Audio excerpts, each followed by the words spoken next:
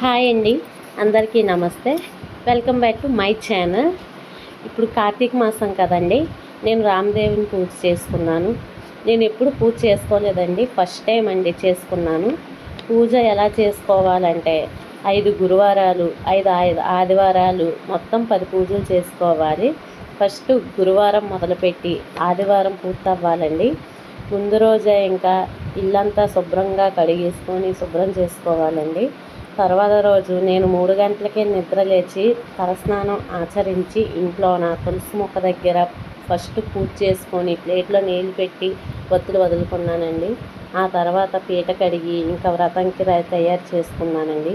పీట కడిగి ముగ్గులు పెట్టి స్వామివారి ఫోటో శుభ్రం చేసి బొట్లు పెట్టుకొని ఇంకా పీట మీద కొంచెం 3 గుప్పులతోని బియ్యం వేసి పసుపు కుంకుమ అక్షింతలు పెట్టుకొని ఫోటో పెట్టుకొని ఇంకా దేవుడి ఫోటో పూలతో అలంకరించుకున్నానండి.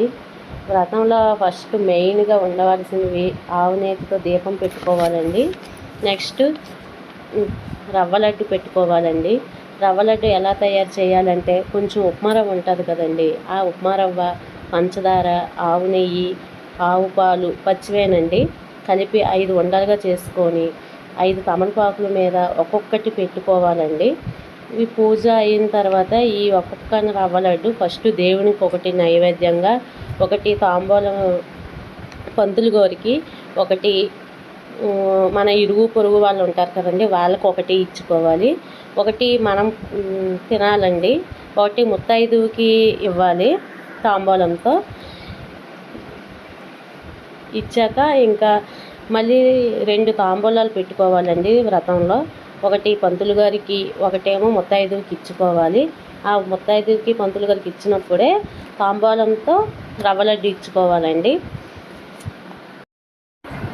ఇంకా దేవుడికి ప్రసాదాలు ఏవేవి పెట్టుకున్నానంటే దేవుడికి ఎంతో ఇష్టమైన బెల్లం పానకం, ఆవు పాలు, వడపప్పు, చలివిడి, అరటిపళ్ళు, కొబ్బరికాయ పెట్టుకున్నానండి. ఇంకా పూజలో కంపల్సరిగా మామిడి కొమ్మలు కూడా పెట్టుకోవాలండి. గుమ్మానికి కూడా ఒకటైనా కనీసం పెట్టుకోవాలంట. కథ పూర్తయిన తర్వాత ఇంకా హారతి ఇచ్చేసి పూజ అంతా అయిపోయిందండి. దేవునికి మనస్ఫూర్తిగా దండం పెట్టేసుకున్నాను. ఇంకా దండం పెట్టేసుకున్నాక ఇంకా మా పెద్ద అబ్బాయి కూడా పడుకొని లేచి స్నానం ఆచరించి చక్కగా వచ్చి దేవుడికి దండం పెట్టుకున్నాడండి. ఇంకా చిన్నవాడు లెగలేదు.